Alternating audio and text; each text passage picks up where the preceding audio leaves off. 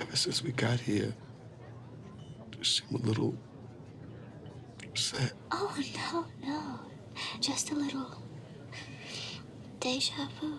I knew Todd's work before I had the opportunity to work with him. Some of his work I always questioned, was he being condescending or cruel towards his subject?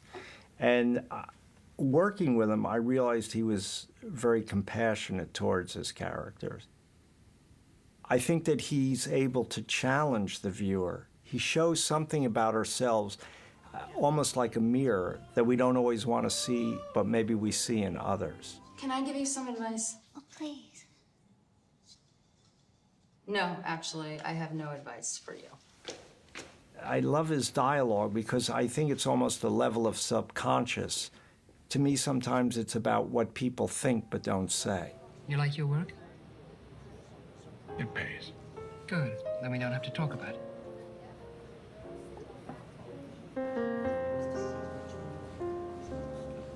Up until what we did in Life During Wartime, I found his imagery very minimalistic.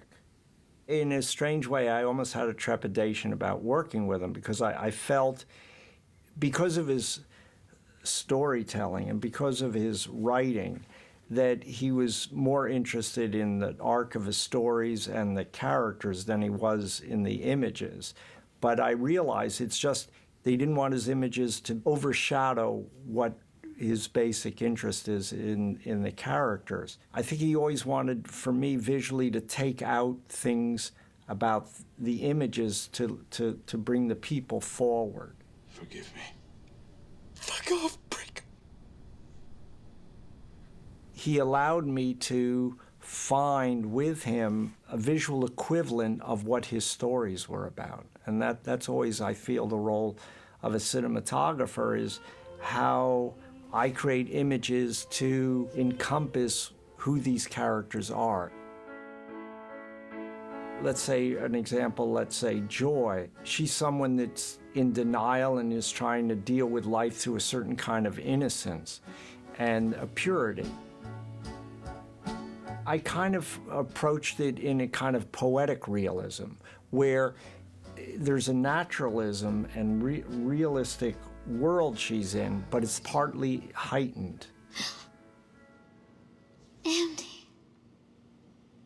Can I join you? Oh, please. And I tried to do that in the other parts of the film because I thought it fit the story that was also kind of very emotionally tough. And so that's what I tried to create in that, some kind of visual lyricism towards these characters. I just want my father.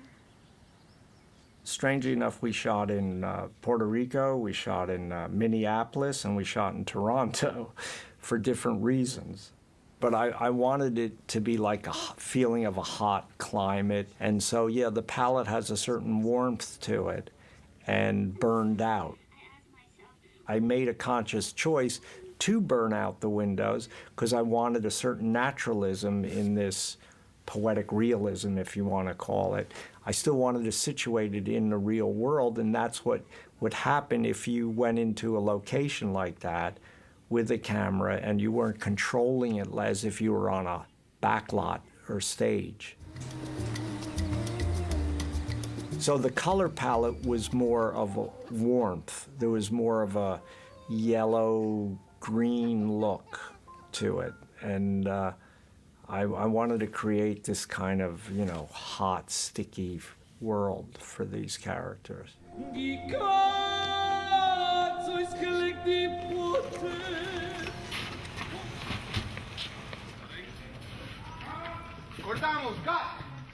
When I came to the project, they had already made the choice to shoot it with the red.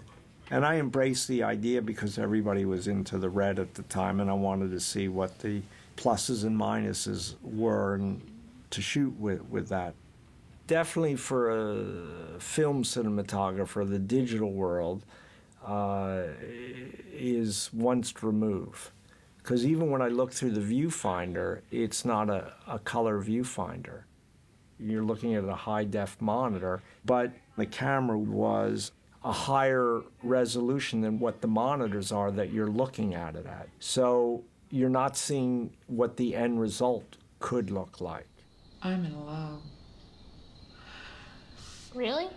And then the way the digital world works with color temperature and colors and gels are different than the way film works. Primarily, the chip in digital cameras are daylight balanced and not tungsten balanced. And for the most part, we work under tungsten light situations. That's primarily how my eye's been trained to work with film, is working with it as a tungsten-based film. You're now having to compensate for that in the post to correct it out, and that alters the colors. And then the other real problem is it doesn't have the exposure latitude of film. And I mean between the highest highlight and the reading the shadowest detail. In the extremes between highlights and shadows, you're not getting as much information, and that affects how the image looks to the viewer. Cutting, thank you. That to me is a real restriction, especially when you're shooting on location and you're working off of the environment you're in. The other, I feel, subconscious level of the imagery is film is like an etching. There's 3 layers, red, blue, and green. And those respond to the light as like an etching. When the light comes in and it hits the silver in the film, it almost etches it like on a, like, best to say it like an etching. And that when you develop it, then those layers get eroded to a degree and they create the image. That gives a certain depth to the image. And then another aspect of the depth to that image is grain, the silver haloids in the grain of a piece of film is moving all over. In other words, every frame, when it's moving, you're exposing different parts of the grain on the film. And that gives a certain depth to the image also. And a digital sensor is one plane. So even darkness or light, they're still on one plane of the image. And I think that flattens the image out.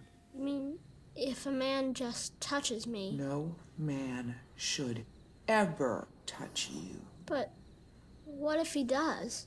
Even though I've shot 2 films, Prairie-Home Companion and Life During Wartime digitally, and I've done a number of documentaries and experimental films, I don't say in a pejorative way that I'm against the digital world. I just say that it's a different animal, and we shouldn't try to say or worry that the digital looks like film.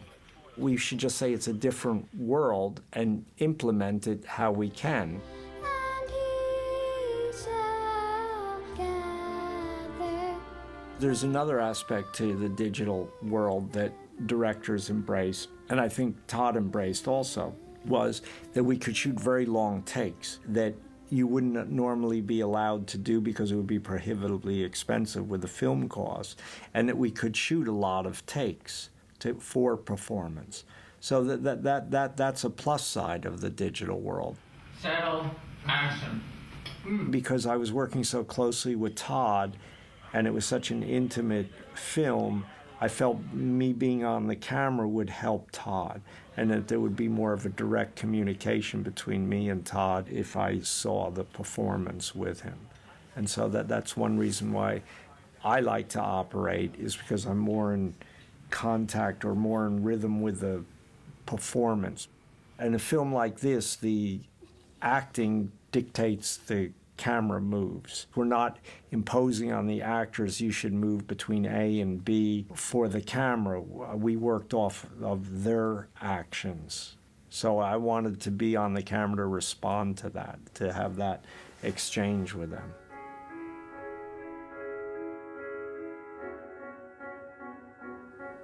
What I like about Todd's work is he's not creating a 3-act narrative with a catharsis where he's resolved the story at the end and everybody should feel good when they leave the theater. He's creating kind of a thought process for you to be challenged by. Forgive me.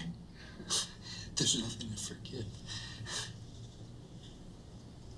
I mean, it's all unforgivable. It's a dialectic. I don't know if it's some kind of philosophical question, but how do we resolve our deepest, darkest parts? And I think we can all relate to that.